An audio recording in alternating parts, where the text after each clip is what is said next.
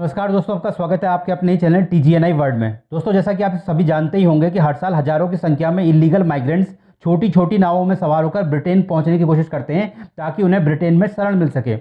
अपनी इन्हीं खतरनाक कोशिशों के चलते कई बार ये अवैध प्रवासी हादसों का शिकार होकर अपनी जान से भी हाथ धो बैठते हैं। अक्सर समुद्र के बीचों बीच नाव पलटने की घटनाएं घटती रहती हैं जिनमें कई अवैध प्रवासी मारे जाते हैं। साथ ही ब्रिटेन के भीतर बढ़ती अवैध प्रवासियों की संख्या ब्रिटिश सरकार पर अतिरिक्त बोझ डाल रही है, क्योंकि ब्रिटिश सरकार को इन शरणार्थियों के रहने और खाने पीने की व्यवस्था करनी पड़ती है। इनमें से कई अवैध प्रवासी तो ऐसे होते हैं जो सरकार से छुपकर ब्रिटेन के भीतर ही कोई छोटा मोटा रोजगार भी ढूंढ लेते हैं, क्योंकि कई ब्रिटिश नागरिक कम पैसों में इनसे काम करवाने के लालच में चुपचाप इन्हें रोजगार दे देते हैं।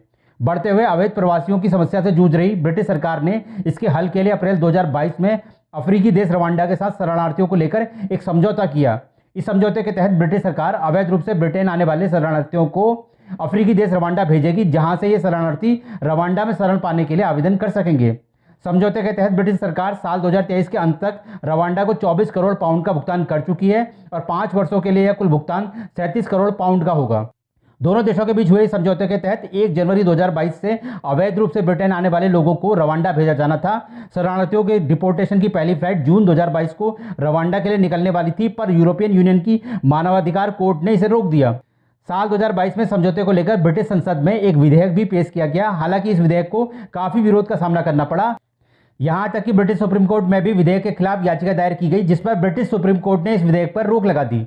ब्रिटिश सुप्रीम कोर्ट का मानना था कि जिन लोगों का आवेदन स्वीकार नहीं हो पाएगा उन्हें रवांडा छोड़कर वापस अपने देश लौटना पड़ेगा, जहां उन्हें प्रताड़ित किया जा सकता है।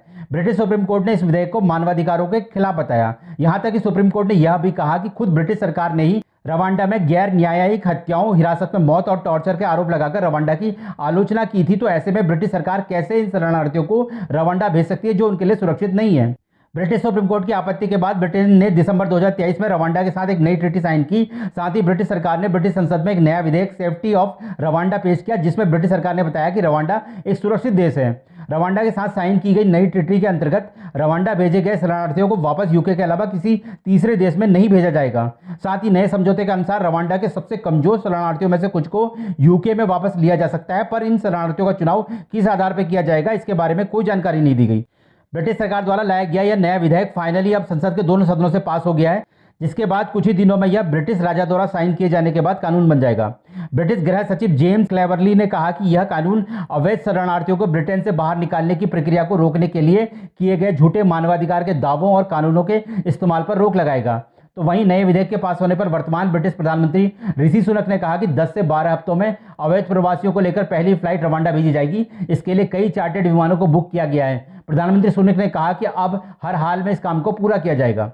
दोस्तों, आपकी इसमें क्या राय है? क्या वाकई अपनी जान जोखिम में डालकर छोटी छोटी नावों में लंबा और खतरनाक समुद्री सफर तय कर ब्रिटेन पहुंचे इन अवैध शरणार्थियों को अफ्रीकी देश रवांडा भेजना ब्रिटिश सरकार का एक सही कदम है, या फिर ब्रिटिश सरकार को इस मामले में इन शरणार्थियों के मानवाधिकारों का ध्यान रखना चाहिए? दोस्तों, आपकी इसमें जो भी राय हो कृपया कमेंट करके हमें जरूर बताएं। साथ ही चैनल के सपोर्ट के लिए कृपया चैनल को सब्सक्राइब करें, वीडियो को लाइक करें और अपने दोस्तों के साथ शेयर करें। हमारी सभी वीडियोस की समय से नोटिफिकेशन पाने के लिए कृपया बेल आइकन को ऑल के साथ जरूर दबाएं। धन्यवाद।